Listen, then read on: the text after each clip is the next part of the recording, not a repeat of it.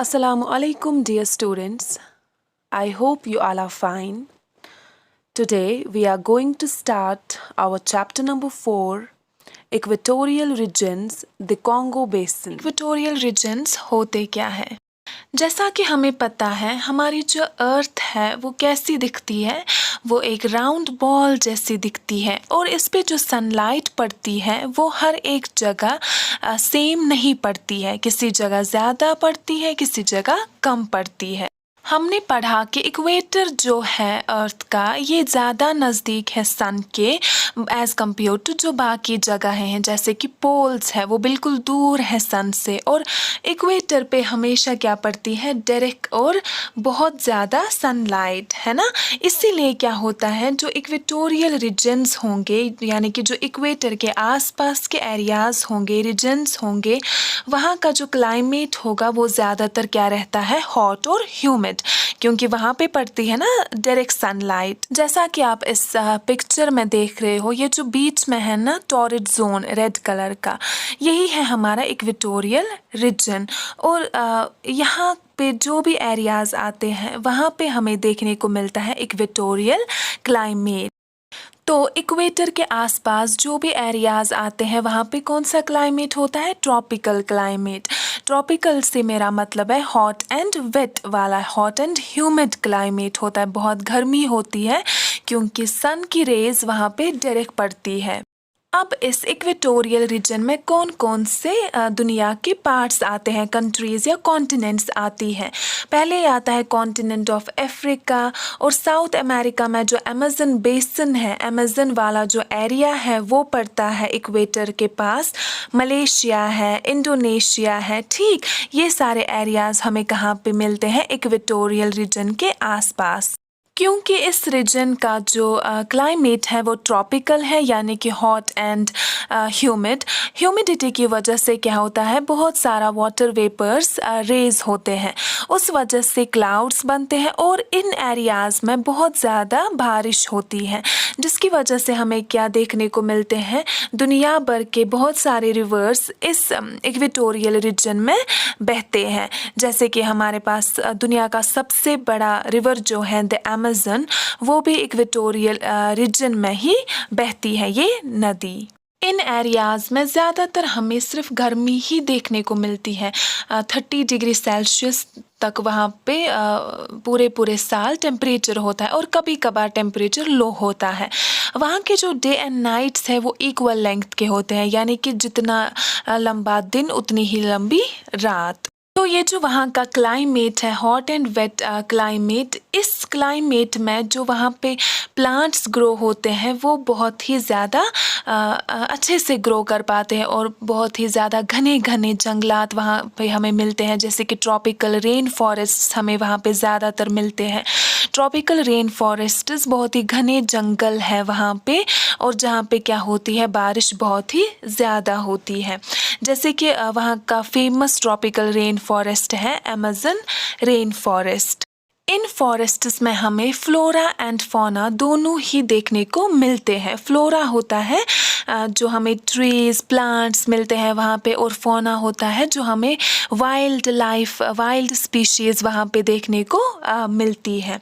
वहाँ पे जो ज़्यादातर फॉरेस्ट्स में जो ज़्यादातर ट्रीज़ देखने को मिलते हैं वो कौन से ट्रीज़ वहाँ पे पाए जाते हैं, mahogany, rosewood, rubber tree, bamboo tree. The democratic Republic of Congo. Democratic Republic of Congo भी एक एरिया है, एक रीजन है जो किसके आसपास पड़ती है, ये जगह इक्वेटर के पास। डेमोक्रेटिक रिपब्लिक ऑफ कॉन्गो कहाँ पर है, ये अफ्रीका में है ये जगह, ठीक।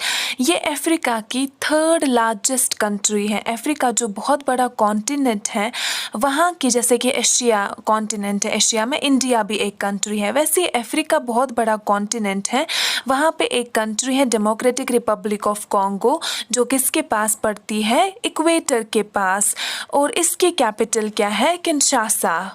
डेमोक्रेटिक रिपब्लिक ऑफ कॉन्गो के बीचों बीच एक नदी बहती है जिसका नाम है कॉन्गो रिवर।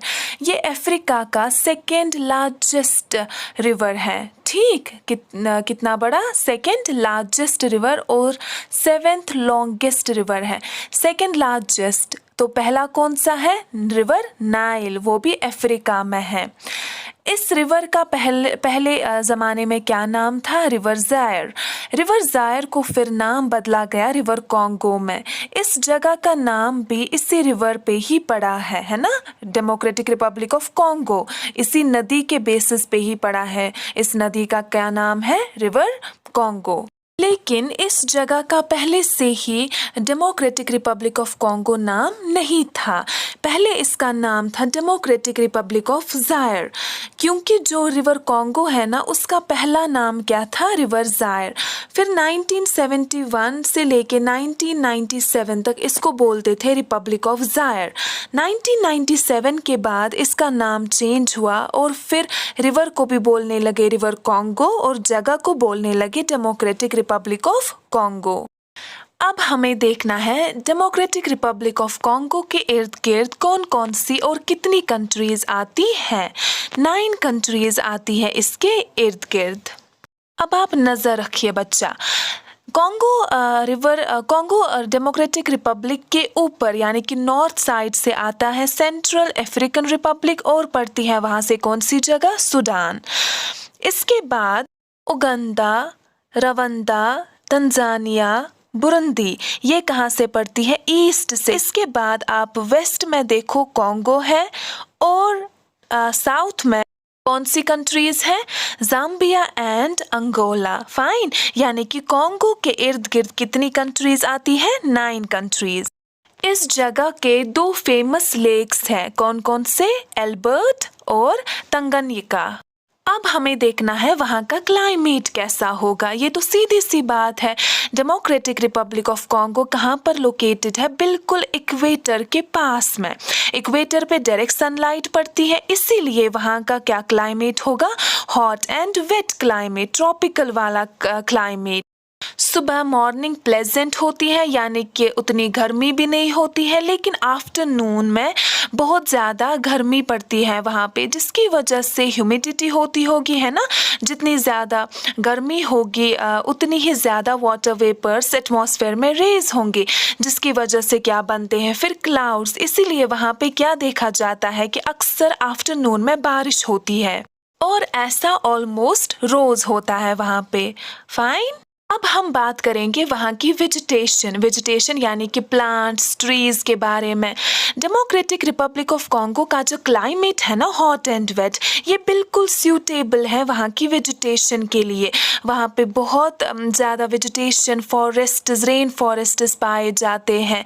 जो ट्रीज़ हैं वो ऑलमोस्ट एवरग्रीन होते हैं। इन फॉरेस्ट्स में जो ट्रीज़ होते हैं वो बहुत ही टॉल होते हैं और उनमें क्या होती है? कैनपी क्या होता है? आप मानो एक जो ट्री होता है ना, उसकी जो अपवर्ड्स यानी कि अपर मोस्ट ब्रांच होती है वो बहुत ही लंबी, उसके पत्ते लंबे लंबे से होते हैं, जिसकी वजह से क्या होता है? सनलाइट की जो रेज है, सन रेज जो है वो वहाँ की ओर नहीं जा पाती है, क्योंकि सन रेज डायरेक्ट किस पे पड़ेंगी? उन्हीं पत्तों पे, यानी कि फॉरेस्ट के अंदर सन रेज उतनी नहीं जा पाती है।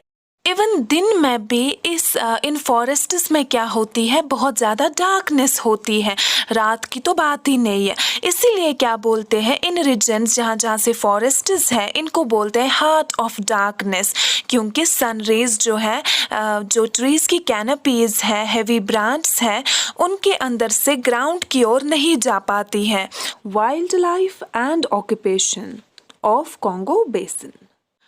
रिपब्लिक ऑफ कॉन्गो जो जगह है वहाँ पे ज़्यादातर जो ज़मीन है उस पे सिर्फ फॉरेस्ट्स ही पाए जाते हैं, इसीलिए वहाँ की जो पॉपुलेशन है वो उतनी ज़्यादा नहीं है। वहाँ पे काफ़ी कम लोग ही देखने को मिलते हैं। जो फॉरेस्ट्स हैं वहाँ पे बहुत ज़्यादा एनिमल्स और बर्ड्स पाए जाते हैं, जैसे कि mountain gorillas, monkeys and chimpanzees in forests में देखने को मिलते हैं। कुछ ऐसे जानवर हैं जैसे कि बोनोबोस है, पिग्मी चिंपैंजीज हैं, ये यूनिक है कॉन्गो फॉरेस्ट्स में, यानी कि ये किसी और जगह देखने को नहीं मिलेंगे। इसके अलावा एलिफेंट्स, हिप्पोज और वाइट रिनोज वहाँ पे रहते हैं, लेकिन मार्शी लैंड्स में।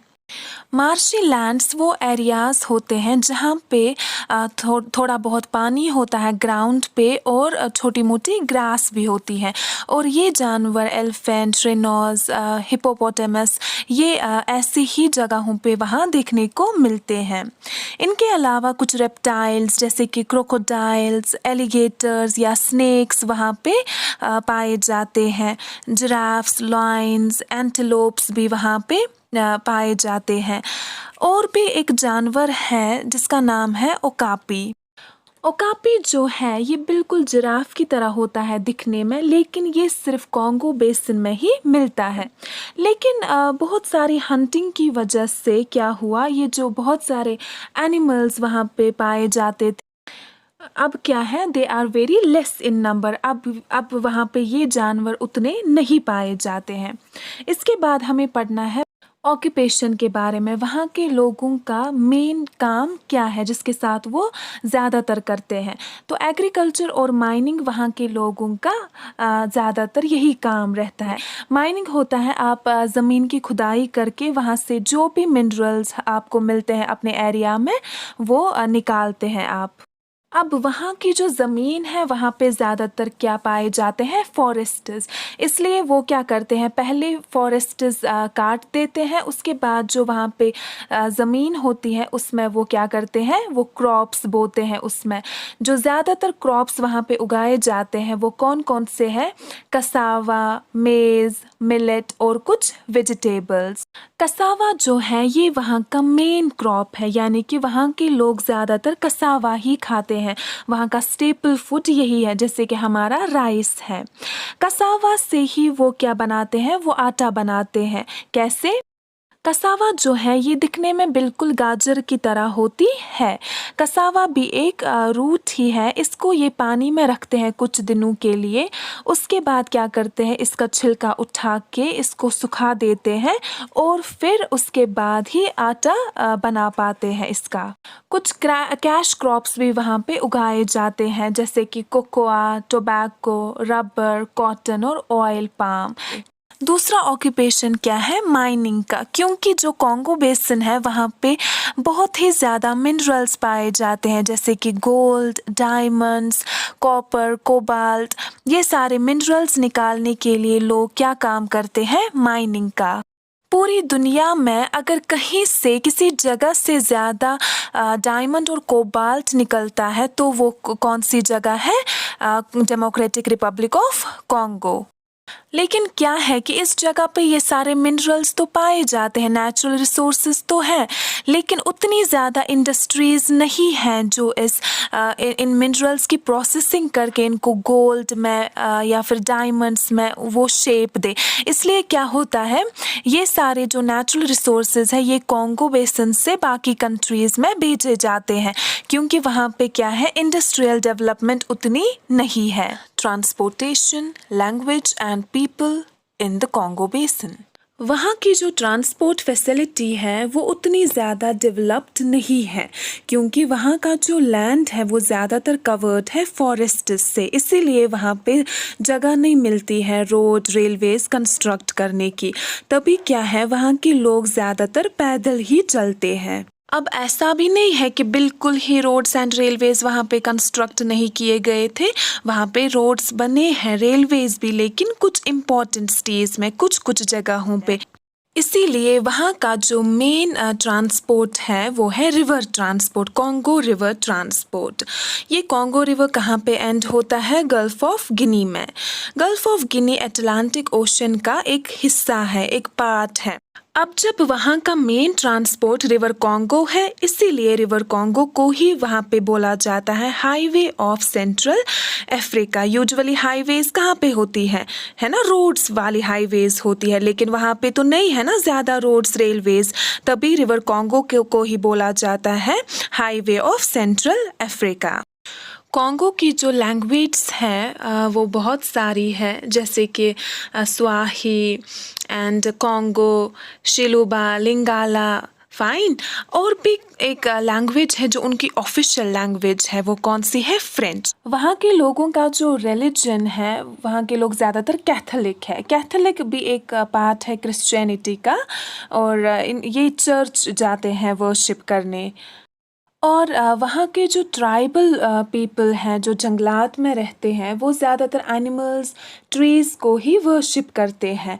और वो क्या मानते हैं, वो जादू टोना भी करते हैं, ये सारी चीज़ें मैजिक पे भी वो बिलीव करते हैं। वहाँ की कुछ इम्पॉर्टेंट सिटीज़ भी हैं, जैसे कि कटंगा। ये सिटी जो है वहाँ पे बहुत ज़्यादा मिनरल्स पाए जाते हैं। ये कॉन्गो के साउथ साइड से है। और एक सिटी है जिसका नाम है किसांगनी, और ये कहाँ से है? ये नॉर्थ साइड से है। ये भी बहुत बड़ा शहर है वहाँ का। अब हम पढ़ेंगे वहाँ पे कैसे लोग रहते हैं। जैसे कि हमें पता है जो कॉन्गो है वहाँ का लैंड ज़्यादातर फॉरेस्ट से ही कवर्ड है, इसीलिए वहाँ की जो ज़्यादा पॉपुलेशन है, ज़्यादातर लोग कहाँ की ओर रहते हैं, या तो गांव की ओर, या तो फिर वो रहते हैं जंगलात की ओर। इसीलिए क्या है कि वहाँ पे जो ज़्यादा पॉपुलेशन है वो क्या है? Tribal population. और उन ट्राइब्स में जो ज़्यादा मेजॉरिटी के ट्राइब्स हैं, ट्राइब्स के अलग अलग नाम होते हैं, वो है बंतूज़ और पिग्मीज़। बंतूज़ जो है ये ज़्यादातर विलेज में, गांव में रहते हैं। ये लंबे लंबे लोग होते हैं, और इनको बोलते हैं निग्रोज़। क्या बोलते हैं इन लोगों को? निग्रोज़। इनके बाल कर्ली कर्ली होते हैं मैक्सिमम लोगों के, और इनका जो लाइफस्टाइल है वो पुराने ज़माने का है। ठीक, एग्रीकल्चर और माइनिंग इनका मेन ऑक्यूपेशन है, यही इनका कारोबार है। और जो कुछ लोग हैं जो वहाँ के शहरों की ओर जाने लगे हैं, उनका लाइफस्टाइल अब चेंज हो गया है, यानी कि वो अब थोड़े से मॉडर्न हो गए हैं। वरना वहाँ के जो ज़्यादातर लोग हैं वो ट्रेडिशनल ही है, मतलब उनका जो लाइफस्टाइल है वो पुराने ज़माने की तरह है। पिग्मीज जो हैं ये वहाँ के ओरिजिनल इनहैबिटेंट्स हैं, यानी कि पहले से रहने वाले लोग। ये ज़्यादातर डेंस फॉरेस्ट्स में रहते हैं, और ये क्या होते हैं? ये हाइट में बिल्कुल शॉर्ट होते हैं। इवन इनको बोला जाता है कि ये दुनिया के शॉर्टेस्ट पीपल हैं। इनकी हाइट 5 फीट से भी कम होती है। ठीक, ये हट्स में रहते हैं। वहाँ का एक फॉरेस्ट है इतुरी फॉरेस्ट। इसी फॉरेस्ट में जो पिग्मीज है वो ज़्यादातर रहते हैं। पिग्मीज जो है उनका बिल्कुल पुराने ज़माने वाला लाइफस्टाइल है। उनको सिंगिंग, डांसिंग बहुत ही ज़्यादा पसंद है। वो लोग अपने फूड के लिए शिकार करते हैं। ठीक, जानवरों का शिकार करते हैं। और शिकार कैसे करते हैं? बिल्कुल पुराने ज़माने के मेथड से, यानी कि तीर कमान से। वहाँ की कुछ चीज़ें फेमस भी है, जैसे कि वहाँ का ट्रेडिशनल मास्क है। उनके मास्क बनाने का तरीका कुछ यूनिक है। और वहाँ का जो फेमस स्टैचूज़ है वो है वुडन स्टैचूज़। इंडिपेंडेंस के बाद वहाँ पे काफ़ी ज़्यादा डेवलपमेंट हुई। बहुत सारे स्कूल्स, कॉलेज खुलने लगे, एग्रीकल्चर का काम बढ़ने लगा, माइनिंग में ज़्यादा काम करने लगे, और धीरे धीरे हम देखते हैं कि वहाँ के जो लोगों की कंडीशन है, सिचुएशन है, लाइफस्टाइल है, वो इम्प्रूव हो रहा है। So this is it for the day. Take care. अल्लाह हाफिज़।